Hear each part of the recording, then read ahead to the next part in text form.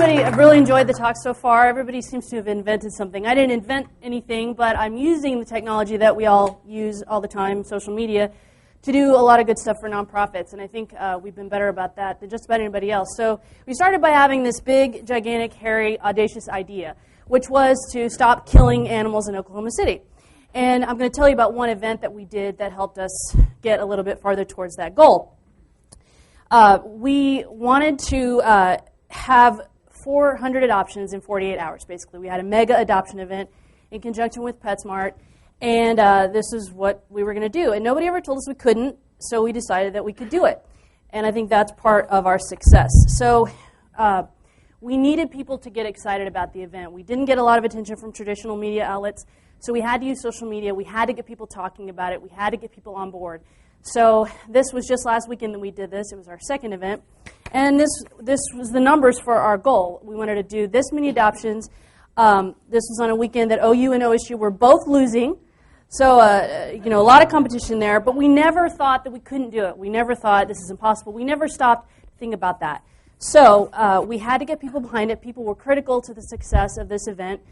Not just to help at the event, we needed 200 volunteers to do that, but people who could hang up posters, talk to people at their church and work, and most importantly, get the word out by social media, who could get their people to come and adopt animals from us.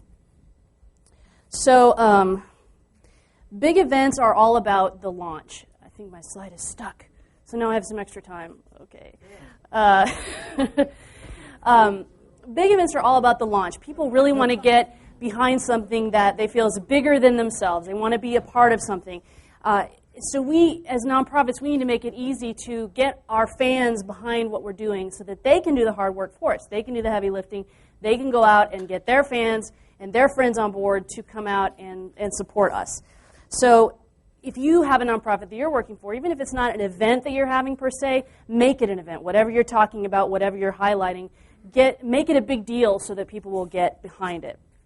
And this worked for us. We had 400 people in line 2 hours before the event started. They were all there to adopt $25 animals, which they can get any single day of the year at the Oklahoma City shelter. So why did they come out? Why did all these people come out who would never go to the shelter? They came because they wanted to be part of this event.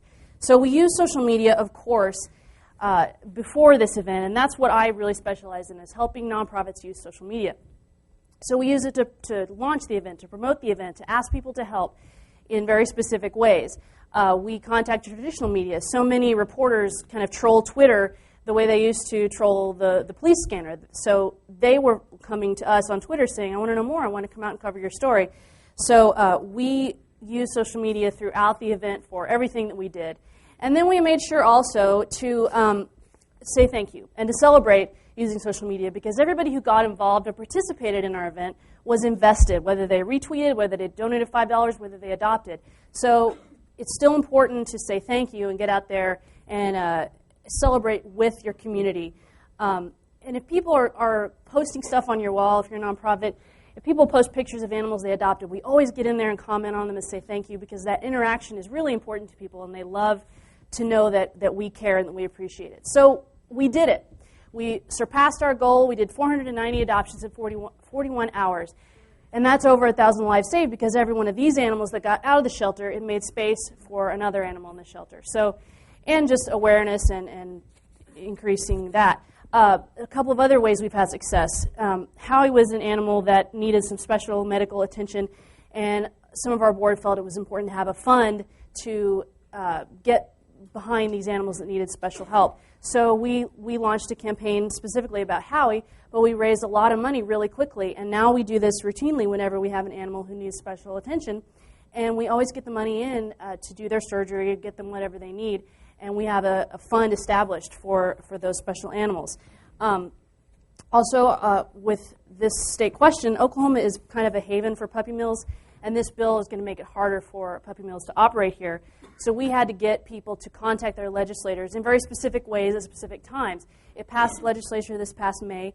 Every time we put out a call on social media, those legislators said they got about 1,200 calls or emails. So people were able to get involved, and this is really the voice of a constituency that drives change with our legislature. We also have to feed these animals in our care, And people don't really understand how expensive that is. So we asked for help when we were getting to the point where we had more and more animals and couldn't feed them all. So we asked for help, and people contributed very small amounts, but a lot of people did it. This is how Barack Obama got elected, too. A lot of people got involved in small ways, but the masses got involved. So we had a huge involvement from people giving $5 and $10, and it really worked, and they felt involved and empowered. Also, anytime we need any kind of supplies, nonprofits spend a staggering amount of money on mundane office supplies, and every dollar that we can save on supplies, we can spend on programs and animals. So whenever we need anything, cameras, batteries, whatever, people bring it to us. It's like magic. Because, we'd rather spay and neuter dogs than buy toilet paper. So what I am really here to talk about today is you guys. All of you guys, you hipster, techie, disenfranchised people, you guys care about something. Maybe it's not animals, maybe it's the rainforest, maybe it's literacy, maybe it's women's rights. But these nonprofits need you because the people who work at the nonprofits are a little behind in technology. We're talking about middle-aged women, and they need your help. And if you like middle-aged women, all the better for you. So TechSoup is one resource that you can go to. You can get ridiculously cheap software for nonprofits. We just got Norton Internet Security for like $8. Windows 7 is $7 a license, so get software at TechSoup for nonprofits. Also, Google Grants, they'll give you up to $10,000 a month in free Google AdWords credits for your nonprofit. Just go to google.com/grants. Any nonprofit in the U.S. is eligible for it. It's a great place to try out campaigns, too, because you're not working with real money. And then this DreamHost, they offer free web hosting to any 501c3 nonprofit. So if you please get out there and help a nonprofit, help an agency that you care about, get involved, and some of these resources can help you do that. But most of all, they really need your skills.